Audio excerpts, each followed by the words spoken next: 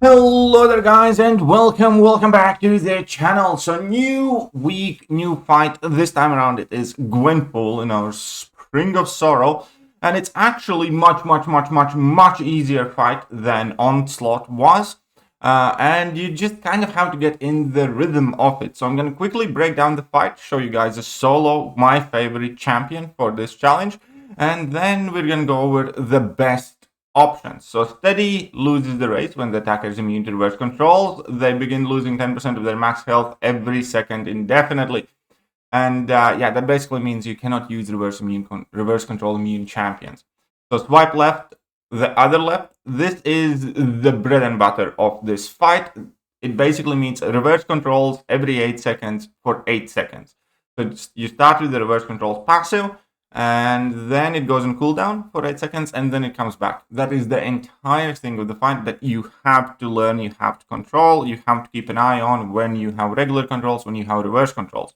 Few useful tips here in order not to mess yourself up too much is number one, it's very handy to be activating a lengthier special attack during the shift of reverse controls to regular ones.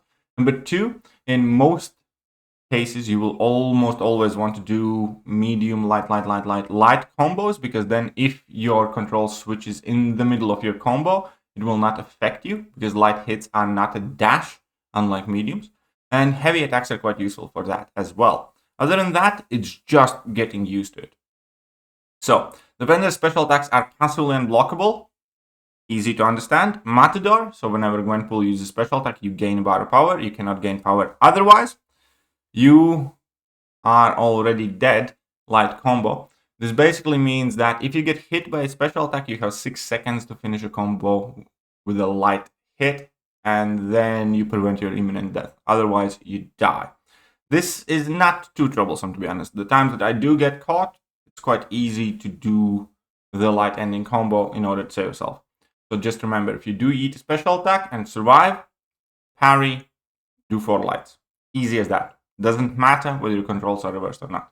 Offensive speciality will give you prowess buffs whenever you dex the special attacks. Special Connoisseur reduces your damage from all sources by 90%, except if you're activating a special attack and have active prowess. Special One Bias is making sure she throws special attacks more frequently.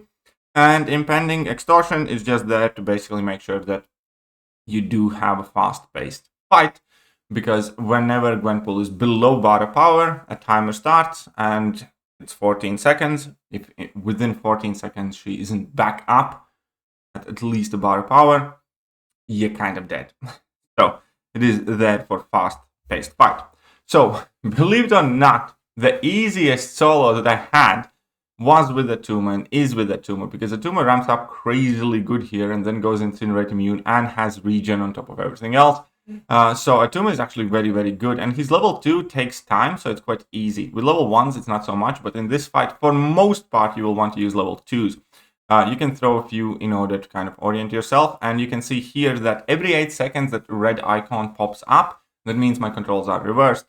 Other than that, you just spam special attacks with Atuma. You obviously want to weave in some heavy attacks here and there in order to gain more concussions after you have activated specials. But in general, you have like a perfect way to ramp up very easily with Atuma. And we can see that I'm already starting to do some significant amounts of damage. And Gwenpool's special attacks quite easy to dex. The only thing that I will note there is that the range of those initial hits is longer than you think. So you almost always want to dex it if you're unsure. I tried for all 3 solos. I did get all 3 solos. I'll let you know with which champions in a bit. But that was definitely kind of the most annoying thing, where I think I'm out of the range of the first hits, and I'm not. But here we can see that, we're letting her throw the specials, and then I'm just spamming my level 2s, and they are already doing some fairly significant damage, even though I haven't been doing a good job in throwing my heavies. I could have finished this fight significantly faster if I just threw more heavies and had more concussions on myself. But that's all part of the fight and learning and so on and so forth. I did get slightly distracted there, but for most part, we can see that I'm doing a great job taking a note when my controls are inverted, when they are not, and I'm dodging it accordingly. a good thing that this is a relatively easy special attack to dex, as I mentioned before. And yeah, it's like super important to make sure that you know beforehand whether you're gonna have to dex the special attack with reverse controls or without them. For me, the most helpful thing here genuinely was I was just talking to myself. I was just saying to myself, normal, reversed. Before every special one dex, I was saying out loud to myself whether the dex is going to be regular, whether it's going to be the reverse control dex. It genuinely helps a lot if you just, look at that icon constantly and already try to predict and figure out whether you will have to do a regular dex or a reverse control dex. And as soon as you do tell yourself that, it's much, much, much easier to actually, not make a mistake. So here we go. We can see that I'm at full health. And the cool thing with Atuma is that even if I wouldn't be at full health, he does have that regen constantly because of the concussions active. And he's benefiting from it greatly. And here we can see that Gwenpool is just getting rinsed. I should have ramped myself up even quicker with heavy attacks at the beginning, but that is the fight. So, what are the best options? What are the champions? So we have 3 different objectives: skill, clarity. So those are skill champions from the current saga, 2017, and then Brotherhood of Mutants. You have Blade and Thor Ragnarok, 2 champions that can do 2 objectives. I did not list Thor Ragnarok here because screw that guy. He's a Neanderthal ape that everybody hates, and it's disgusting to even look at him, let alone use him in a match. That aside, if you do have relatively high ranked up Blade, you can kill 2 birds with 1 stone, or in this case 2 objectives with 1 fight, and Blade will cover that. Then, for me, the easiest and the best solo was with Atuma. Then Valkyrie has had some great results as well, as Black Cat, Shield, Crossbones. Those are some of the more popular options. There are more. I just wasn't going to list all of them. Basically, the highest ranked champions that you have, skill clarity is who you go for. So 2017, again, Blade. Kingpin is a 2017 champion. That's just for me, was a solo. That's who I used as well. I used Kingpin. And with Kingpin, I effectively just spammed level 1s, because then if I made a mistake, her attack was significantly reduced. I was barely taking any damage, and then you could also regen along the way. Archangel did quite well for me, so did Angela in a couple of test goes. I got her down to half health quite easily. And I also imagine Iceman and Carnage would do quite great here. So Brotherhood of Mutants is the Valiant objective. This is the hardest objective overall, but for most part, a lot of people said that if you have Sauron, he does quite great here. I got my solo with Toad.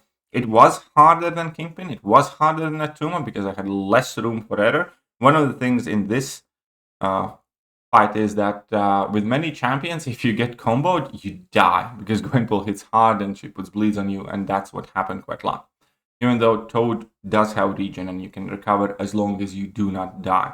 Then Scarlet Witch, ideally low Sig 1. High Sig 1 will be awful for this. Low Sig 1 is doable. Omega Red is going to be a slow fight, but it's definitely manageable. And Sabretooth as well. So those are the objectives for most part, and the better options here. Ultimately, this fight, again, is significantly easier than Onslaught. And it was fun. Like, once you get in the rhythm of it, it is definitely fun. So I do have no objections from this. So it is on the easier side as well, because I've got the first couple of solos in within, first 10 or 15 minutes, or maybe 20. But yeah, it's definitely on the easier side once you get used to it. It's just, when AI at times refuses to throw a special attack, it kind of throws you out of your rhythm and, a few things like that. I definitely had some input issues, especially with Toad. It kind of felt like my champion kind of gets stuck at times when I know for a fact I dexed and it didn't. It did get quite frustrating, but the first couple of solos were very, very, very quick. So it's definitely doable. Wish you all absolutely the best of luck. We also now know that the last objective, the next objective is the next fight, the last fight, is going to be Annihilus, which I do expect to be harder one, because let's face it, this time around they gave us an Iron Fist, which was quite easy, then Onslaught, a hard one. Now there's Gwenpool, quite easy one, and then Annihilus is, well, harder champion to fight against, and it's probably going to be quite tricky to deal with. Either way, that is it for this video. I hope you guys enjoyed it, and I'll catch you guys soon. Bye-bye. Hello there, guys, and welcome back to the channel. So we have all the information about